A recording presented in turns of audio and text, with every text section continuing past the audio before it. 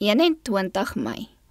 Christus ons volmaakte voorbeeld in die daaglikse lewe. In meegevoel.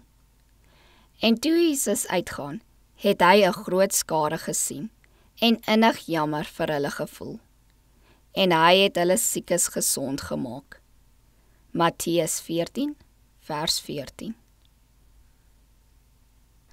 Laat my toe om u op die lewe van Christus te wys, op sy meegevoel, sy nederigheid en liefde, sy onuitspreeklike teerheid. U moet sy voorbeeld volg. God het aan u die lewe en al die ryke seëninge gegee wat dit aangenaam maak. Daarom eis hy van u diens, dankbaarheid, liefde, gehoorsaamheid aan sy wet. Hierdie eise is uiters belangrik en kan nie maklik verontagsaam word nie. Maar hy eis niks van u wat nie u geluk, selfs in hierdie lewe, sal bevorder nie. Die majesteit van die hemel vereenselwig hom met die belange van die lydende mensdom. Mense met wie ons omgaan, het innige, hartlike vriendelikheid en teede meegevoel nodig. Dis onmoontlik om in Christus ons lewende hoof op te was, tensy ons die lesse in meegevoel, deernis en liefde wat hy ons geleer het, toepas.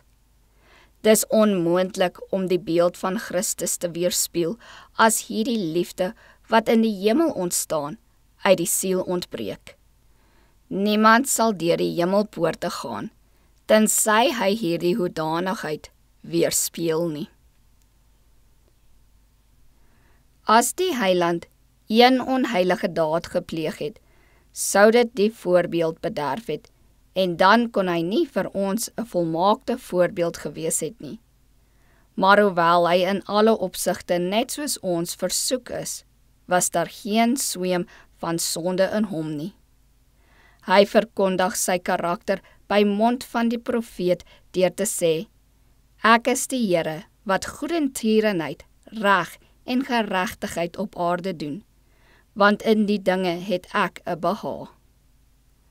Almal wat die naam van Christus bely, behoort hulle in hierdie dinge te verlustig en die wêreld met woord en met daad te laat verstaan dat hulle die voorbeeld volg.